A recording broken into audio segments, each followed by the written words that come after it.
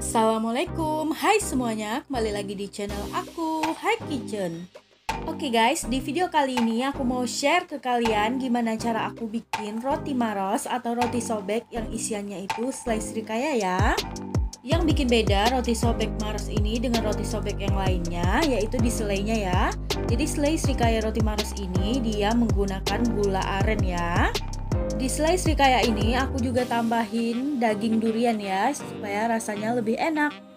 Oke, buat kalian yang udah penasaran gimana cara aku bikinnya dan apa aja bahan-bahan yang aku gunain untuk bikin roti maros ini, kalian bisa nonton video ini sampai selesai ya guys, jangan di skip. Oh ya, buat kalian yang baru di channel ini, jangan lupa buat subscribe channel aku dan tekan tombol lonceng ya guys. Terima kasih, sekarang lanjut ke bahan-bahannya ya. Oke, ini dia bahan-bahannya udah aku siapkan. Yang pertama aku punya 210 gram tepung terigu protein tinggi. Terus aku punya seperempat sendok teh bread improver. Dan aku juga punya 4 gram ragi instan, 40 gram tepung terigu protein sedang, 40 gram gula pasir, 50 ml air es, 100 ml susu cair UHT, 25 gram butter atau bisa diganti margarin, dan seperempat sendok teh garam. Yang pertama aku lakukan, aku masukkan tepung terigu protein sedang ke dalam tepung terigu protein tinggi ya. Lalu aku tambahkan gula. Aku juga masukkan bread improvernya. Setelah itu aku tambahkan juga ragi instannya. Lalu semua bahan kering ini aku aduk ya guys. Kalau udah tercampur rata kayak gini, sekarang siap buat kita mixer ya. Di sini aku pakai mixer Philips, hand mixer aja. Oh ya, di sini kalian perlu perhatikan untuk pasang spiralnya ini, jangan sampai kebalik ya. Nanti kalau kebalik adonannya akan naik ke atas. Oke, selanjutnya aku masukkan susu cair dingin. Aku masukkan juga air sedikit demi sedikit ya. Lalu aku mixer dengan kecepatan nomor 1 aja. Di mixer aja sampai adonannya menggumpal ya guys. Kalau misalnya kurang air kalian bisa tambahkan ya, kayak gitu.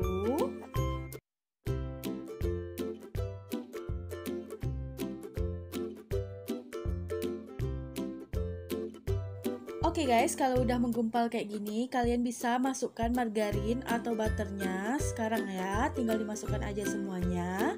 Lanjut di mixer lagi sampai adonannya kalis elastis ya. Oke, di sini aku lanjutin lagi mixer adonannya kurang lebih 20 sampai 25 menit ya. Sampai adonannya benar-benar kalis. Kayak gini, ini udah mulai agak kalis tapi belum terlalu kalis. Oh ya, untuk kecepatannya kalian bisa pakai kecepatan 1 aja ya. Kalau untuk pakai mixer Philips kayak gini, jangan sampai pakai kecepatan 2 atau 3, takut mixernya nanti bakalan panas dan juga mati total. Oke, kalau udah kayak gini, ini kelihatan udah mulus banget ya adonannya. Ini tandanya udah kalis. Kita pastikan dengan cara kita tes widow pen-nya, alias kita tarik-tarik gini. Kalau misalnya udah lentur kayak gini, udah bisa kayak gini, ini tandanya udah kalis elastis. Sekarang mau aku diamkan sebentar ya. Lanjut aku bulatkan adonannya. Setelah itu aku kasih mangkuknya sedikit minyak supaya nanti nggak lengket. Setelah aku bulatkan adonannya, aku letakkan di dalam mangkuknya lagi. Setelah itu aku tutup deh pakai plastik kayak gini supaya bagian atas adonannya itu nggak kering ya.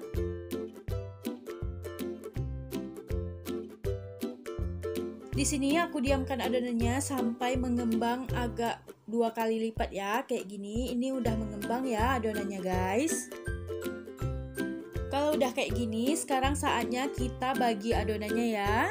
Ini adonannya setelah kembang aku kempeskan lagi supaya semua udara yang ada di adonannya itu keluar ya. Setelah dikempeskan kayak gini, sekarang lanjut aku mau bagi adonannya menjadi 16 bagian ya.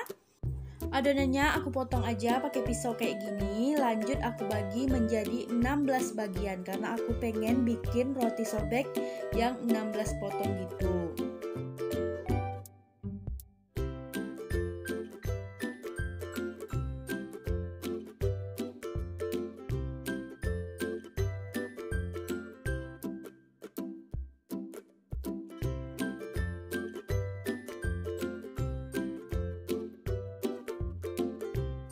Oke, ini semua adonannya udah aku bagi. Lanjut sekarang aku mau rounding ya. Ini aku rounding di tangan aja kayak gini.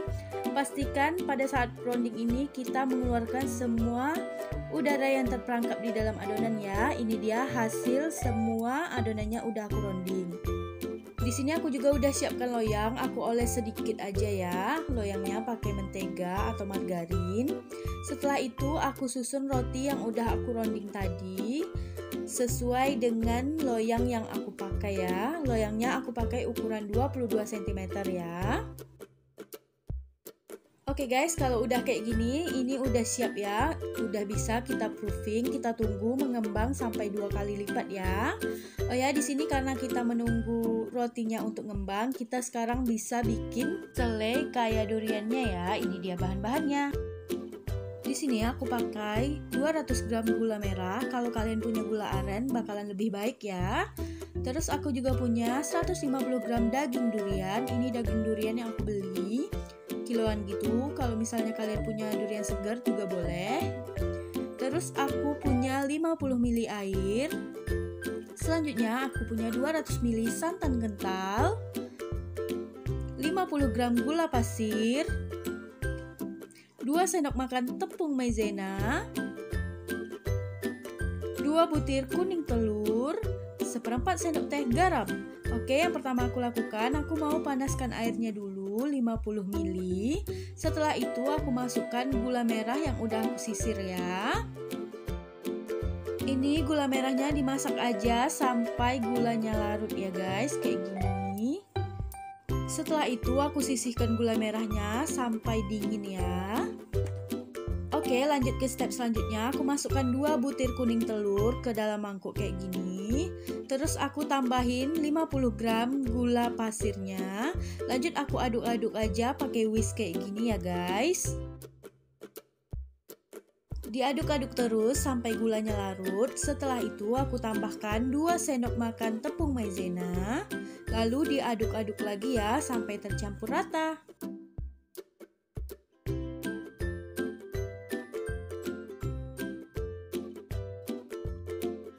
Oke, kalau udah tercampur rata kayak gini, sekarang aku mau masukkan gula merah yang udah dingin ya. Gula merah yang kita larutkan tadi dengan air, tapi ini harus sudah dingin ya. Jadi jangan dimasukkan pada saat gula merahnya masih panas, karena bakal merubah tekstur dari telurnya ya. Jadi ini harus benar-benar diperhatikan. Oke, setelah gula merahnya masuk, sekarang aku aduk-aduk lagi sampai tercampur rata ya. Setelah itu aku masukkan juga santannya sambil disaring kayak gini ya guys. Terus diaduk-aduk lagi sampai tercampur rata juga.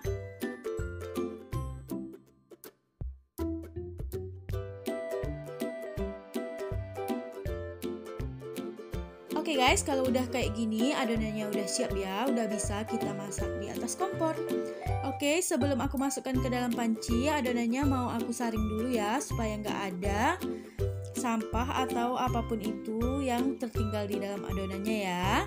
Lanjut aku masak sampai dia kental.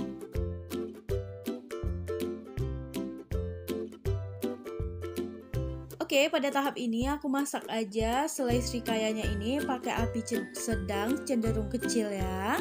Jangan lupa pada saat kita proses memasak ini kita harus selalu aduk-aduk ya. Setelah agak sedikit mendidih, aku tambahkan daging duriannya sambil tetap diaduk-aduk ya. Oh ya, daging duriannya aku tambahkan sedikit demi sedikit ya.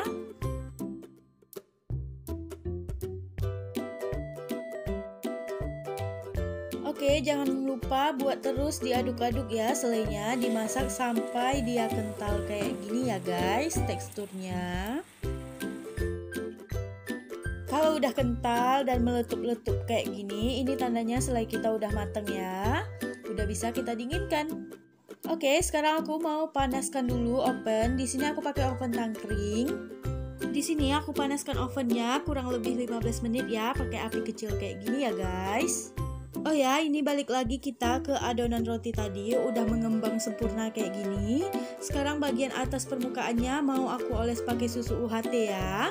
Kalau misalnya kalian punya susu evaporasi, kalian juga bagus dioles pakai susu evaporasi ya. Oles semua permukaan rotinya sampai rata ya guys. Oke, sekarang karena ovennya udah panas, aku mau masukkan roti yang udah selesai kita proofing dan kita oles tadi ya. Di sini karena aku pakai oven tangkring, aku langsung letak aja rotinya di rak yang paling atas. Karena kalau di rak yang paling bawah atau di tengah, rotinya itu cenderung bakalan gosong yang bagian bawah dan bagian atasnya nggak bakalan golden brown. Jadi saran aku kalau kalian pakai oven tangkring, kalian langsung bakar di bagian atas. Kalau udah kayak gini, ini udah 15 menit, aku mau bolak-balik dulu rotinya. Karena kalau nggak dibolak-balik, nanti golden brown yang ada di atas rotinya itu nggak bakalan merata ya.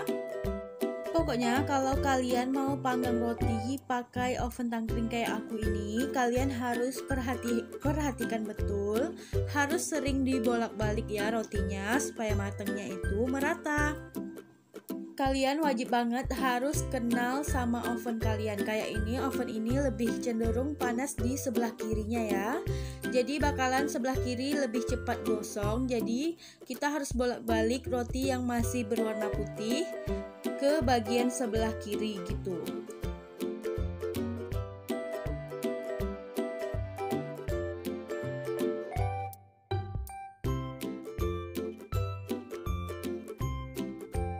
Ini setelah dibolak-balik beberapa kali, aku lupa berapa kali, pokoknya aku bolak-balik terus sampai aku dapatkan warna yang kayak gini ya hasil rotinya.